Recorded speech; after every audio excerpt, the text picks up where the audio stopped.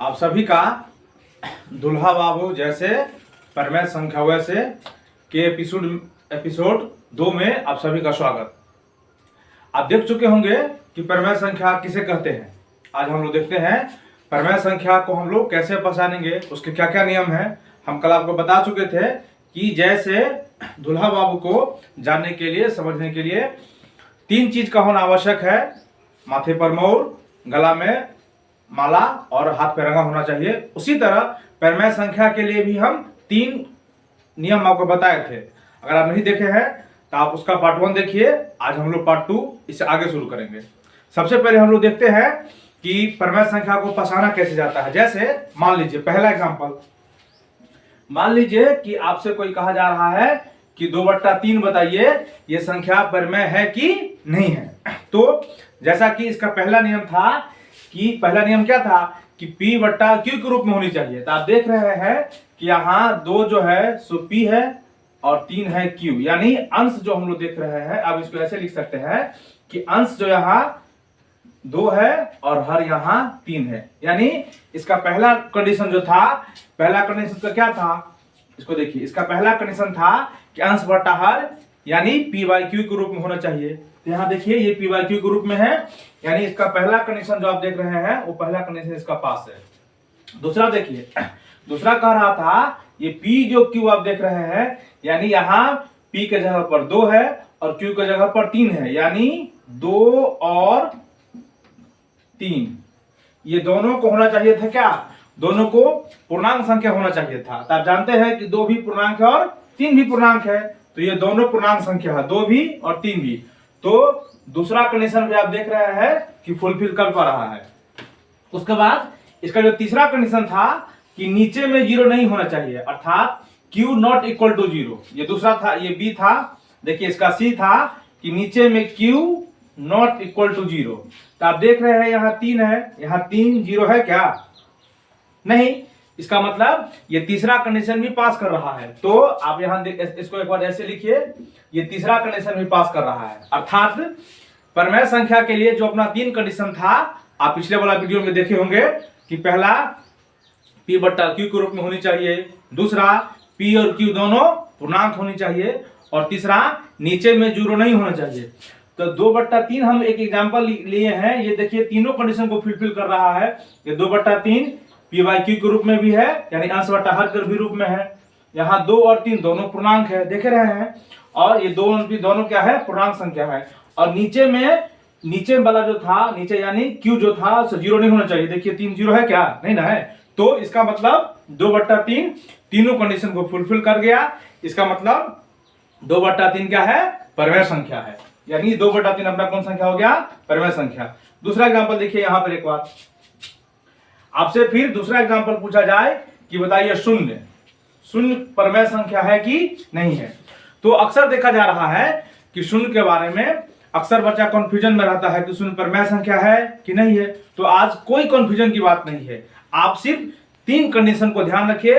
अगर तीनों condition fulfil कर पा रहा है तो परमेय संख्या है, नहीं कर पा रहा है तो नहीं है। हाँ, अगर जैसे कि अगर 3 में से एक भी कंडीशन कोई फुलफिल नहीं कर पा रहा है तो वो परमेय संख्या नहीं होगी। जैसे देखिए, तो पहला कंडीशन है कि कोई भी संख्या जो है सो P/Q के रूप में होनी चाहिए, यानी आप इसको शून्य को 0/1 लिख सकते हैं। और आप जानते होंगे कि किसी भी संख्या को 1 से भाग देने पर वही संख्या रहती है, आप जानते ही होंगे। तो आप 0 को 0/1 लिख सकते हैं, यानी इसका मतलब 0 ही होता है। तो आप यहाँ देख लीजिए कि अपना यहाँ P जो है सो 0 है और Q यहाँ 0 है, यानी इसका भी पहला जो कंडीशन है वो फुलफिल कर रहा है। P/P के जगह पर यहाँ 0 है और Q के जगह पर यहाँ 1 है, यानी इसका पहला कंडीशन पास कर गया। दूसरा देखिए, दूसरा कंडीशन था 0 और 1, यानी P और Q दोनों पूर्णांक संख्या होनी चाहिए। तो आप देख रहे हैं कि 0 भी पूर्णांक संख्या है और 1 भी पूर्णांक संख्या है। तो ये दूसरा कंडीशन भी पास कर गया। और आखिरी देखिए, आखिरी है कि नीचे में, यानी देखिए Q, यानी नीचे में देख रहे हैं ये कंडीशन हुआ, दूसरा ये हुआ इसका B, इसका ये हुआ A, इसका C। देखिए नीचे में कह रहा है कि Q नॉट इक्वल टू 0। तो आप देख रहे हैं नीचे में 1 इक्वल टू नॉट, यानी आप देख रहे हैं यहाँ q का वैल्यू कितना है, 1 है, यानी 0 के बराबर है क्या, नहीं ना। तो इसका मतलब 0 भी तीनों कंडीशन को, जो परमेय संख्या के लिए शर्त है, उस तीनों को फुलफिल करता है। इस बात का मतलब ये हुआ कि 0 भी परमेय संख्या है। ये तीसरा कंडीशन भी तो आप समझ गए होंगे कि 0 परमेय संख्या है। 0 के बारे में कोई कंफ्यूजन नहीं। आप परमेय संख्या को पार्ट 1 में जाके देखिए, उसको परिभाषा को समझिए, उसके बाद आप आसानी से बता पाएंगे कि 0 परमेय संख्या है या नहीं है। 0 क्या, कोई भी संख्या आपसे पूछ ले तो आप उसको आसानी से बता पाएंगे कि ये परमेय संख्या है अथवा नहीं है। एक और एग्जांपल देखिए, ये दूसरा एग्जांपल और तीसरा एग्जांपल यहां देखिए। कोई आपसे पूछ ले कि 1 देखिए, 1 जो है सो परमेय संख्या है कि नहीं है, तो फिर वही बात क्या कि हम लोग 3 कंडीशन को देखेंगे, 3 कंडीशन पास किया तो है, अन्यथा नहीं है। देखिए पहला, इसमें पहला कंडीशन है कि P बट्टा Q। तो आप जानते हैं कि 1 को 1/1 लिख सकते हैं, यानी P के जगह पर 1, Q के जगह पर 1। तो आप यहां भी देखिए पहला कंडीशन पास, यानी P बट्टा Q के रूप में है। दूसरा देखिए B, दूसरा B है कि दोनों, यानी 1 और 1, आप दोनों जानते हैं कि ये दोनों पूर्णांक संख्या है। B यानी 1 भी पूर्णांक और 1 भी पूर्णांक है, तो दूसरा कंडीशन भी आप देख रहे हैं कि पास कर रहा है। तीसरा देखिए, तीसरा Q नॉट इक्वल टू 0। अब इस पर ध्यान रखिएगा, तीसरा कंडीशन कभी कभी बच्चा को कंफ्यूजन होता है। तो आप देखिए 1 बराबर नॉट 0, देख रहे हैं, यानी तीसरा भी कंडीशन ये फुलफिल कर गया। यानी कहने का मतलब क्या हुआ, 1 भी अपना परमेय संख्या है। ठीक है, तो इस तरह से एक और एग्जांपल आप देखिए, नंबर 4। अब आपसे कोई आदमी पूछा जाए कि पाई, हम पाई की बात कर रहे हैं, जो परमेय संख्या है कि नहीं है। ये भी अक्सर बच्चे को कंफ्यूजन होता रहता है। एक बार देखिए पाई के बारे में, पाई का क्या हाल है।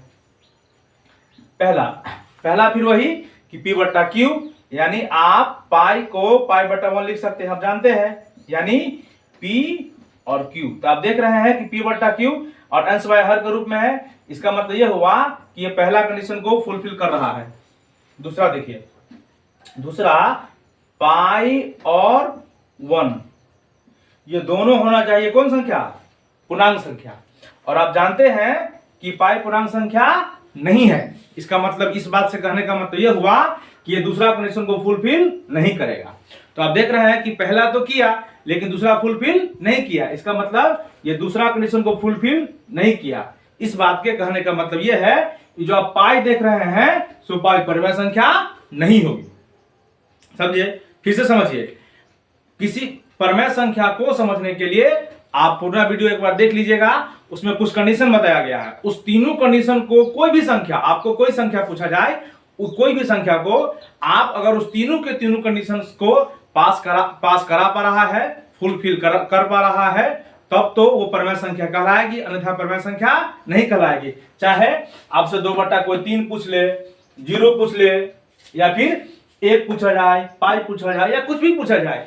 तो जैसे दुल्हा के लिए 3 कंडीशन का, तीनों कंडीशन को पास करना अनिवार्य है, उसी तरह परमेय संख्या के लिए 3 कंडीशन का फुलफिल करना अनिवार्य है। अगर कोई संख्या, कुछ भी नंबर या फिर कोई भी नंबर आपको कोई संख्या दे दे, 3 कंडीशन से उसको गुजारिए।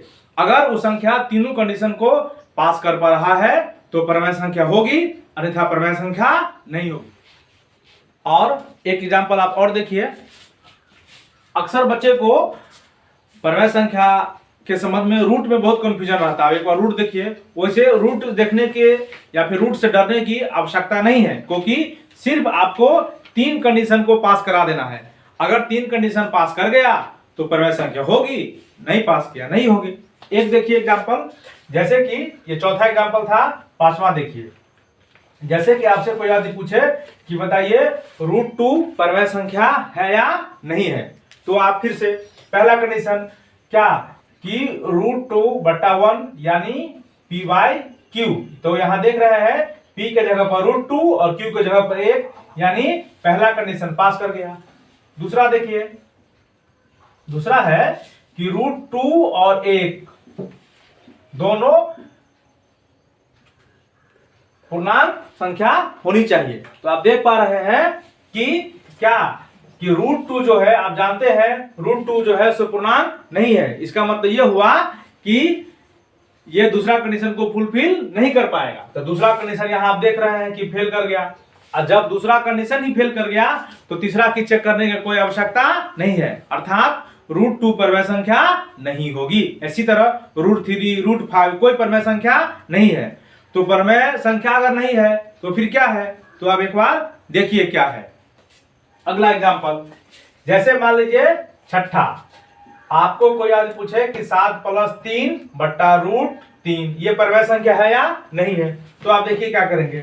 आप करेंगे कि हुआ 10 बट्टा √3, तो आप देख रहे हैं p/q, यानी p के जगह पर 10 है और q के जगह पर √3 है, यानी इसका भी पहला कंडीशन पास। इसका a, इसका b देखिए, ये 10 और